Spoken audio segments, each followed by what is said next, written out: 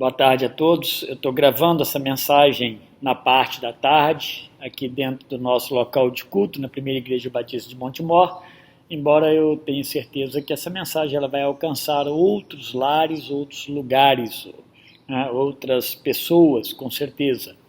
Mas por que estou fazendo isso? É uma preocupação muito grande, não somente da minha parte, mas eu sei de vários líderes e também pais preocupados com os dias que nós estamos vivendo e passando, especialmente na condução dos seus filhos e na preparação de uma geração mais equipada biblicamente para permanecer viva a fé cristã.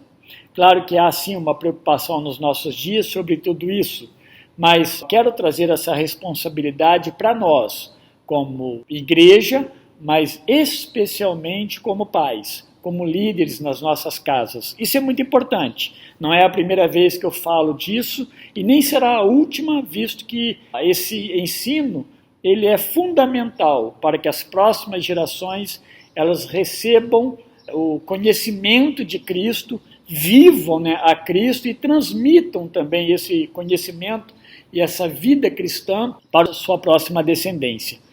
Mas quando nós olhamos para as nossas crianças hoje, para os nossos filhos que seja criança, um júnior e adolescente, até um jovem, quem sabe, o que elas mais desejam? Na verdade, quando olhamos para as crianças, elas desejam ser instruídas e com amor e também pelos seus pais. E onde estão todos os adultos? Não pensando somente em pais, mas em adultos. Eles estão ocupados. Muitos deles trabalhando excessivamente para dar a essas crianças, muitas vezes seus próprios filhos, o que elas muitas vezes não querem e elas nem precisam. O tempo passa e essas crianças que nós estamos vendo hoje dentro das nossas casas, das nossas igrejas, elas se tornam adultas. E aí vai se perceber que faltou a elas a essência cristã, ou a essência do cristianismo. Porque muitas vezes ela vai viver num ambiente cristão, mas não vai receber a essência do cristianismo. Ela não vai aprender a amar a Cristo verdadeiramente. Então, o que elas vão fazer com seus próprios descendentes? O pastor Judiclei Santos, na sua apresentação que ele faz do livro do Dr. David Alan Bledsoe, o livro Igreja Regenerada, ele ali na apresentação ele nos conta uma história verdadeira de um jovem de calça jeans, camiseta e boné, e ele tira de uma caixa um violino lá na estação de metrô de Nova York, e ele começa a tocar uma música. Centenas de pessoas elas passam e passavam por ali naquele momento, diante daquele jovem, mas apenas 7 pessoas param para ouvir a música maravilhosa tocada por aquele rapaz. Quem era aquele rapaz? Aquele rapaz era Joshua Bell, considerado um dos mais notáveis violonistas da atualidade. Que instrumento ele tocava? Eu já disse, um violino, mas não somente um violino, um raríssimo violino Gibson X Huberman.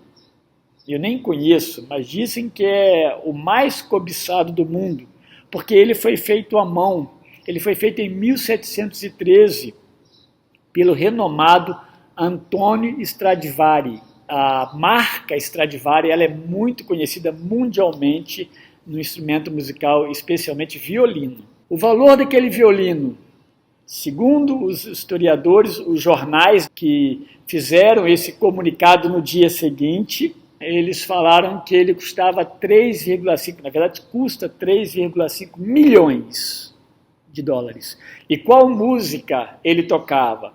Ele tocava Chaconne, partida número 2 em Ré menor. Ela era conhecida como a peça musical mais aclamada de toda a história. Então, não era pouca coisa. Por que as pessoas elas não pararam para ouvir? Elas não pararam para ouvir porque elas estavam apressadas, elas estavam agitadas, elas estavam envolvidas por suas agendas com coisas importantes para todas elas resolverem.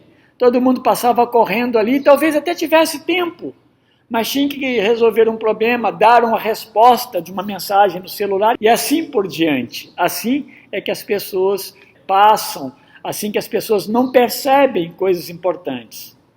Então eu aproveito essa história real para introduzir o que desejo falar aos membros da igreja aqui, mas a todos que essa mensagem alcançar.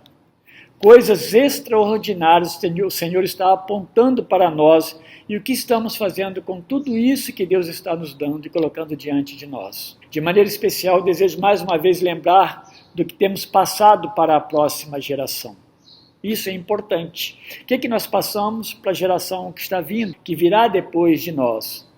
Dentro do que você tem transmitido, por exemplo, para o seu filho, já que eu comecei falando disso, honestamente, o que você acha que ele vai fazer com o que você está passando para ele? O que você passa com convicção, você crê no que você passa, você deseja de fato que seu filho abrace isso? Ou é apenas uma religiosidade que você vive e deseja que ele também seja um religioso? É muito mais do que isso. Então você consegue perceber os caminhos que ele poderá tomar? Porque não tem chegado até o seu coração o que Deus deseja que ele receba de fato. Por quê? Porque talvez você esteja com excesso de preocupação com sua vida terrena, com seu dia a dia, mas corre o risco de perder seu filho eternamente. Lembro de uma senhora, e eu ouvi essa história muitas vezes, uma senhora que fazia dominicalmente apelos de oração em sua igreja por missões. Então, ela pedia sempre oração por missões, ela movimentava missões dentro da igreja, falava o tempo todo, mas isso durou até quando? Até o dia em que seu filho se ajoelhou e se ofereceu para ser um missionário no campo, aonde quer que Deus mandasse. Naquele momento, ela chamou seu filho e disse: não, filho, você não, isso é para os outros. Primeiro você se formará em medicina e se ajustará financeiramente, e depois pode até pensar em ser missionário. Percebe que muitas vezes nós não temos convicção de fato de que nós desejamos que nossos filhos sejam cristãos, custe o que custar. Você já imaginou se por amor a Cristo nossos filhos sejam levados ao martírio? O que tem isso? Isso é o serviço a Deus, é o amor a Deus. Bom, o Salmo 78, ele nos lembra bastante do que aconteceu em Israel no passado. E Asaf, que é o autor desse Salmo, ele toma algumas resoluções para que não se repita o que aconteceu no passado no futuro. O que diz o Salmo 78? Deixa eu ler até o verso 7, pelo menos, e a gente fazer uma breve meditação. Ele diz assim: povo meu, escute meu ensino, incline os ouvidos para o que eu tenho a dizer. Em parábolas abrirei a minha boca, proferirei enigmas do passado. O que ouvimos e aprendemos, o que nossos pais nos contaram, não os esconderemos dos nossos filhos. Contaremos à próxima geração os louváveis feitos do Senhor, o seu poder e as maravilhas que ele fez. Ele decretou estatutos para Jacó e em Israel ele estabeleceu a lei e ordenou aos nossos antepassados que a ensinassem aos seus filhos, de modo que a geração seguinte a conhecesse, e também os filhos que ainda nasceriam, e eles, por sua vez, contassem aos seus próprios filhos. E o verso 7, então eles porão a confiança em Deus, não esquecerão os seus feitos e obedecerão aos seus mandamentos. Isso, meus irmãos, é maravilhoso. Asaf, ele foi um músico, ele foi constituído músico pelo rei Davi.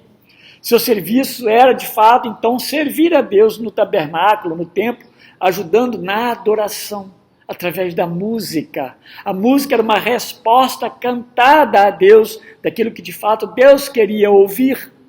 Então, Asaf era esse homem que ele trabalhava dentro do templo a música de adoração a Deus. Talvez comparado a uma mentalidade transitória dos nossos dias, Asaf até poderia estar cansado disso, a vida toda fazendo isso, mas não. O viver adorando o aproximou cada vez mais de Deus, e ele escreve então diversos salmos, muitos, pelo menos uns 8, talvez a 10 salmos, e entre eles esse salmo que nós lemos, que é o Salmo 78. E nesse salmo ele chama a atenção daqueles que vão ler, que vão ouvir, que vão cantar esse salmo, alertando que desejava instruí-los em ensinos importantes. E o que ele fala no salmo como palavra de Deus inspirada é importantíssimo, meu querido irmão. O que faria diferença em toda a vida deles e de seus descendentes seria de fato voltarem-se plenamente para Deus, ouvirem Deus e obedecerem a Deus. E é isso que estava na mente e no coração de Asaf. Isso precisava ser passado por todos aos seus descendentes. Nos versos 3 e 4, bem no começo, ele firma diante deles um compromisso de preservação dos valores de Deus como valores eternos para eles. Ele faria isso. E ele está chamando, vamos fazer isso como os nossos descendentes. Primeiramente, então, ele lembra a eles que seus pais lhes ensinaram coisas maravilhosas do Senhor. Os pais aqui eram os pais de Asaf, mas os pais também de todo Israel, os antepassados ensinaram, aqueles antepassados deles ali próximos ensinaram para eles isso.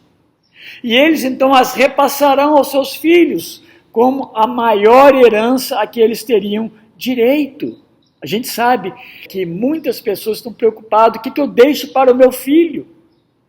E vivem a vida tentando resolver esse problema.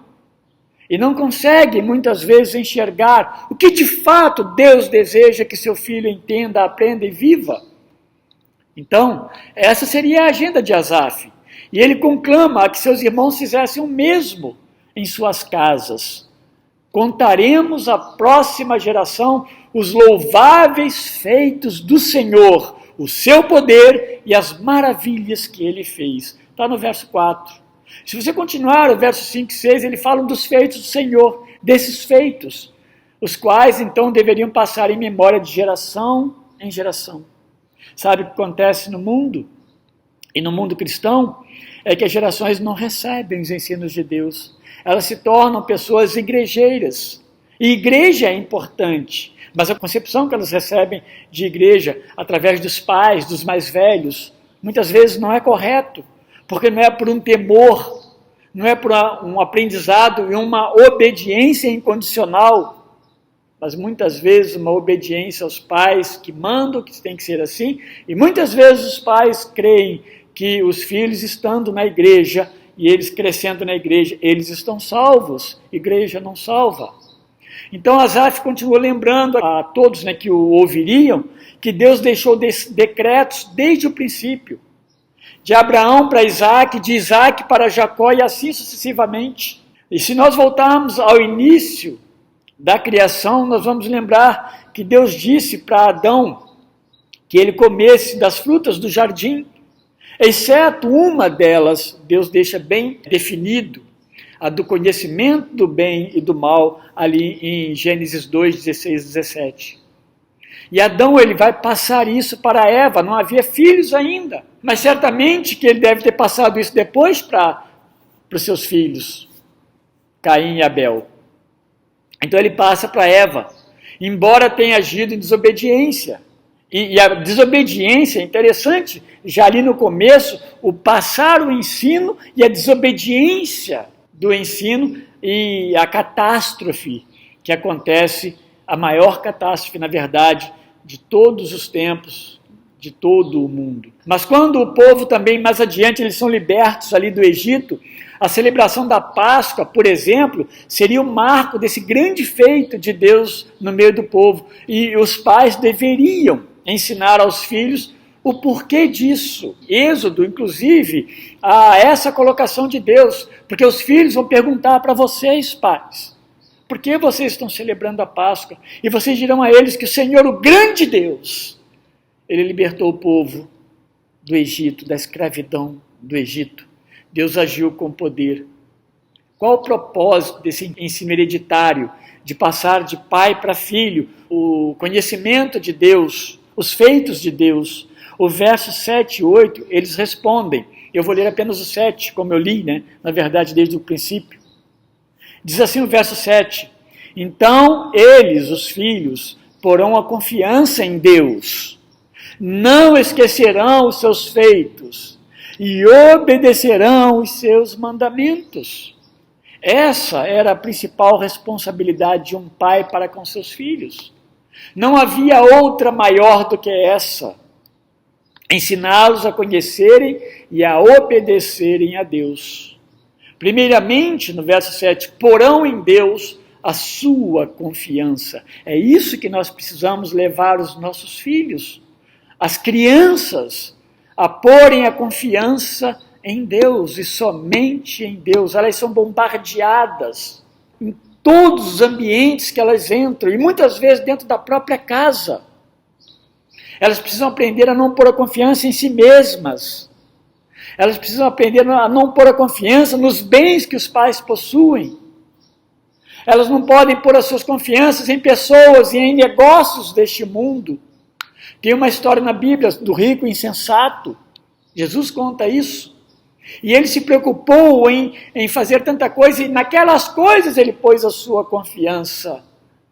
E Jesus diz que Deus cobra ele disso, louco, insensato, essa noite te pedirão a tua alma, e o que tens preparado para quem será? Então nós precisamos ensinar nossos filhos a pôr a confiança somente em Deus. Tudo pode passar e tudo pode não dar certo ou dar certo, mas tudo pode falhar um dia, se de fato as bases da confiança não for Deus.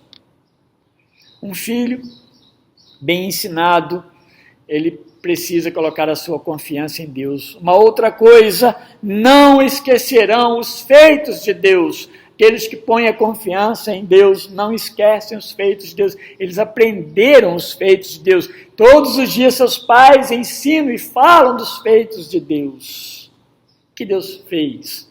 Porque uma criança, muitas vezes, ela aprende que na escola que o homem, ele tem a sua origem do macaco, porque muitas vezes os pais não se importam em corrigir isso, em mostrar que Deus nos criou, Deus foi o criador de todas as coisas, e diz mais que o que ele fez é muito bom. Então, meus irmãos, um filho de fato bem ensinado, pelas repetições e pelos exemplos, eles jamais se esquecerão de Deus, jamais. Mas os pais não podem fazer como aquelas pessoas que passaram em frente àquele maior violonista que eu contei a história no começo, ao mais antigo, talvez, e caro violino que pudesse existir, e também a uma das peças musicais mais conhecidas na história que ele estava tocando. E aquelas pessoas não se aperceberam daquele grande valor, estavam com pressa, tinham tantas coisas para resolverem, para fazerem. Então ajude seus filhos a não se esquecerem de Deus, mostre para eles, fale de Deus, memorize com eles a palavra de Deus. Diz o verso 7 que por fim eles obedecerão aos mandamentos de Deus. Como eles obedecerão se eles não forem memorizados, se eles não forem lembrados, se eles se esquecerem dos feitos de Deus? Como eles vão memorizar, como eles vão guardar, se eles não confiarem em Deus? Os feitos de Deus se tornaram, então, verdades nas suas vidas. Muitas coisas essas crianças vão receber ao longo da vida, mas todas elas estarão debaixo dos mandamentos de Deus. Deus é mandatório naquela casa, naquela família, naquela vida, naqueles pais. Esses filhos jamais serão tragados por essas terríveis ideologias mundanas e humanas, obviamente, porque eles aprenderão de Deus, não se esquecerão de Deus jamais no seu dia a dia. Alguns alertas para todos nós. O que ensinar para os nossos filhos, para eles guardarem? Meus irmãos, pegue a Bíblia. Existe a Bíblia, que é a nossa regra de fé e conduta, e os nossos filhos precisam conhecer. Ensine as teologias básicas da Bíblia. Quem é Cristo? Porque Cristo veio ao mundo. O que nós precisamos de Cristo, o que Cristo fez por nós. Conte a história de Deus para os seus filhos. Fale de Deus, do Deus Criador para eles. Fale da Trindade na criação. Fale do cuidado de Deus ao preparar o mundo para colocar nele a sua maior criação. Fale do Deus que nos criou parecidos com ele, imagem e semelhança, e diferentes das demais coisas criadas. Fale essas coisas, exalte Deus para o seu filho. Fale da queda também, movida pela desobediência e as consequências da queda na vida do ser humano. Deus não os criou pecadores, mas nós caímos pelo pecado. Gênesis 3 nos mostra os efeitos do pecado. Explique tudo isso para sua criança, seu adolescente, seu filho mais jovem. Fale que seu filho nasceu em pecado. Romanos 3, 23, Romanos 5, 12 fala isso. Por um homem entrou pecado no mundo. O bom é que por um homem também veio a salvação, e esse homem é Cristo. Mas fale do grande amor de Deus, que resgata o pecador caído e condenado. Gênesis 3,15, João 3,16, Romanos 5,8, Romanos 6,23. Fale de Jesus, mas não como um herói, sim como resultado do grande amor de Deus, que sofreu, mas sem pecado, morreu para nos salvar. Fale todas essas coisas para o seu filho. Há muita coisa para se falar, para se ensinar, para eles não se esquecerem de Deus. Passe para a sua próxima descendência e geração os feitos de Deus. Jesus Cristo, ele podia, e ele fez isso por nós. Ele imputou sobre nós a sua justiça, porque ele era justo. Ou seja, ele nos justificou das nossas faltas diante de Deus Pai. Não somos condenados, porque Cristo nos justificou. Fale isso para o seu filho. Inunda-os com a graça maravilhosa de Cristo. Ensine-lhes de maneira que seus olhinhos brilhem por causa de Jesus Cristo. Mas não deixe de falar que a história não termina aqui. Fale que este mundo é temporário, mas fala também para eles do mundo vindouro, da nossa esperança eterna. Diga-lhes que Jesus virá para nos buscar, para morarmos para sempre com Ele. Diga ao seu filho que Jesus Cristo nunca nos abandonou ou se esqueceu de nós, que Ele habita em nós pelo poder do Espírito Santo, que nos deixou a sua palavra, que é a Bíblia, para nos instruir. Então, meu querido irmão, abra o Novo Testamento e veja que há muita coisa para ensinar para os seus filhos, mas isso não pode ser apenas uma história. Ela é a maior de todas as histórias. Precisa se entusiasmar com a história de Deus, porque é a história de Deus, porque ela vem do Senhor da história. Então conte essas coisas para os seus filhos. Alguns alertas agora, pontualmente. Esse para você, o que falar. Mas agora algumas advertências, alguns cuidados talvez você deva ter. Você, pai e mãe, são as pessoas responsáveis que Deus colocou como líderes em suas casas. Vocês são representantes de Deus. Tudo que entra e que sai dessa casa, desse lar, passa pelo crivo de vocês. O que comer, o que beber, onde ir, o que usar. Muitas vezes, percebo mães, e com a anuência dos pais, com certeza, comprando roupas que não são apropriadas para os seus filhos, vestindo mal, principalmente meninas, vestindo mal a criança, ou dando consentimento para ela comprar qualquer roupa, ou o próprio pai ou mãe comprando essas roupas. Isso, meus irmãos, minhas irmãs, é como dar para eles um recado de que eles precisam se destacar na plástica, nas suas qualidades físicas, para se tornarem atraentes. É como entregar nossos filhos para o mundo. Tomem cuidado com isso. São pequenas coisas que ajudam nossos filhos a serem reverentes e amarem a Deus, a entenderem que não é a aparência deles que é mais importante. Vocês devem ensinar seus filhos com quem eles devem namorar. Orem por isso, mas ensinem isso, trabalhem isso. Muitos pais não se importam para quem estão entregando seus filhos. O namoro, meus irmãos, como o jugo desigual, ele é reprovado pelas Escrituras. Ou seja, o namoro com pessoas que não são cristãs, que não amam a Deus declaradamente. E como que não amam a Deus? São pessoas boas, muitas vezes são, mas não declaram seu amor filial a Deus, devocional. Então, não basta alguém ser bom, precisa compartilhar da fé em Cristo. Raríssimos são os casos em que uma união assim, de pessoas que não creem em Cristo, têm a mesma fé em Cristo, raríssimos são os casos que pode dar certo. Então, por esse motivo, que Deus adverte a nem começar. Então, tome cuidado com isso. Não queira testar. Isso não é bom, não é correto, não é bíblico. E tem se tornado um vício, negativamente falando, é claro, de pais que não têm vida devocional piedosa, ou seja, não oram, não têm vida de oração, de leitura bíblica.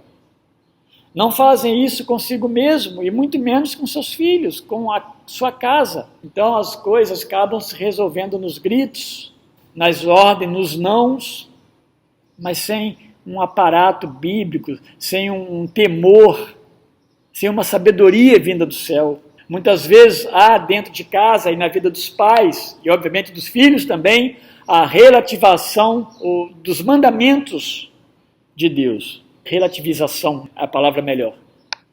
Eu já falei um pouco sobre julgo desigual, mas a forma como vivem a palavra de Deus na prática não difere muitas vezes do mundo. Os filhos não conseguem fazer clara distinção porque não veem clareza evangélica na vida dos próprios pais. Para muitos, a igreja tem sido um balcão de servi-los. Vão à igreja quando querem e quando querem uma bênção especial, os filhos crescem com essa percepção errada. Eles não perceberam, vindo dos pais, o valor da igreja, muitas vezes como corpo de Cristo, como embaixada de Deus, onde cada membro é reconhecido individualmente por Cristo. E quando esse indivíduo, ele se ajunta como igreja, eles decidem coisas que são aceitas por Deus no céu. Mas os filhos crescem olhando para a igreja como um grupo social que se reúne, canta, oferta, conversa, mas não adora verdadeiramente. Então, estar na igreja será para essa criança, para esse filho, relativo, muitas vezes. Se houver outra opção, não tem problema, porque o conceito de igreja é de apenas um grupo social, do qual me sirvo de vez em quando. Então tome bastante cuidado com isso. Separe bem as coisas. A sua vida, de uma forma geral, deve ser uma vida bíblica e cristã, mas há os momentos da adoração com o corpo. Acostume seus filhos a serem gratos por tudo que têm em casa e o que eles recebem. Permitam que eles compreendam como bênção do Senhor as coisas que eles ganham.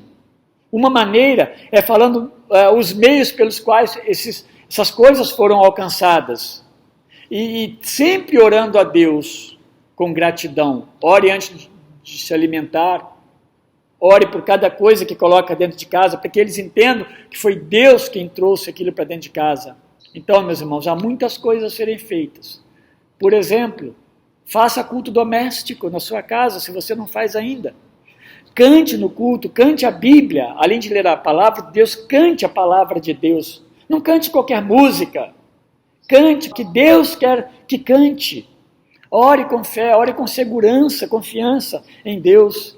Na oração apenas não peça, mas mostrem gratidão pelos feitos de Deus. Seus filhos vão aprender muito a adorar a Deus, a servi-lo. Leia essa Bíblia com temor e tremor. Não destaque os heróis da Bíblia, mas aponte para Deus sempre, que Deus fez de maravilhoso por todos nós. Aponte para Cristo, como Filho de Deus que nos salvou. O seu filho precisa compreender isso. Ele precisa crer e se converter. Invista em memoriais. Guarde coisas que façam vocês e seus filhos se lembrarem de Deus, ou que Deus operou com providências em suas vidas, em algum momento, algumas fases, algumas vezes, que Ele não é apenas um Deus do passado, mas que Ele opera nos dias de hoje também. Conte e cante as alegrias da vida eterna, para que seus filhos não esperem tudo neste mundo aqui, para que eles tenham alegria, e eles também cantem e eles esperem a eternidade. De fato, finalizando, as próximas gerações de cristãos serão bem distintas, já estão sendo. Haverão os íntegros, no aspecto de que Deus e a palavra de Deus serão sempre absolutos para esses. Mas já existe uma outra categoria cristã, daqueles que nem tudo o que a Bíblia diz é mandamento para eles. Talvez possamos enquadrar isso em um nominalismo cristão. Cuidado para que você não esteja vivendo um nominalismo cristão e esteja passando isso para o seu filho. E provavelmente a próxima geração ou a terceira geração não saberá quem é Deus. E quando uma geração erra, a próxima está fadada a segui-la. Portanto, se tem algo que seja urgente e prioritário em nossa família, na sua família, é redescobrir a verdade do Evangelho e praticá-la como valor absoluto na sua vida, na sua casa também. Faça isso. Isso é o que há de melhor que possa dar e deixar para os seus descendentes. Isso é prioritário. Não vá fazer as coisas da vida do dia a dia e esquecer a prioridade. E é isso que eu quero deixar nessa mensagem que será colocada apenas online. É que a nossa prioridade é apresentar o Evangelho de Cristo. É viver o Evangelho e apresentá-lo aos nossos, aos que estão ao nosso redor. Começando pela nossa casa, pelos nossos filhos. Se você tem um filho, se você tem 2, 3, 4, 5, não importa. Fale do Evangelho do amor e da graça de Deus para eles, para que eles amem e obedeçam e sirvam e confiem no Senhor. As demais coisas, por mais valor que elas possam possuir, mas sem o Evangelho, elas, no final, é perdição eterna. É uma vida longe de Deus. E para quem você está preparando o seu ou os seus filhos? Prepare-os para Deus. Vamos orar. Senhor, obrigado, meu Deus, pela palavra do Senhor. Ó Deus, nos ajude, Pai, a compreender a grande necessidade que a nossa próxima geração tem, ó Deus, de amar e servir e obedecer e confiar no Senhor. Que nós, ó Deus, não nos distraiamos com as coisas deste mundo. Elas são passageiras e elas nos servem por um momento, ó Deus. Elas não são eternas. Pai, que nós cuidemos das coisas eternas e uma delas, ó Deus, é a salvação da alma dos nossos filhos, dos nossos sobrinhos, ó Deus, dos nossos netos, das crianças, Pai, que estão perto de nós, junto de nós, e não só delas, como dos adultos também. Nos ajude, Senhor, a enxergar, servir, amar e guardar os ensinos e os preceitos e as obras e os feitos do Senhor. É o que há de mais importante nas nossas vidas. E assim saberemos viver, ó Deus, esse mundo de uma maneira que agrade, que glorifique o nome do Senhor. Menos de fato, Deus, de nós e dos homens, e tudo do Senhor, para a glória do Senhor. E em nome de Jesus, amém. Que Deus os abençoe grandemente. Não desista, invista nisso, se aprofunde nisso, estuda a Bíblia e aprenda de Deus e passe isso para a sua próxima geração. Que seja esse o seu legado. Em nome de Jesus Cristo. Amém.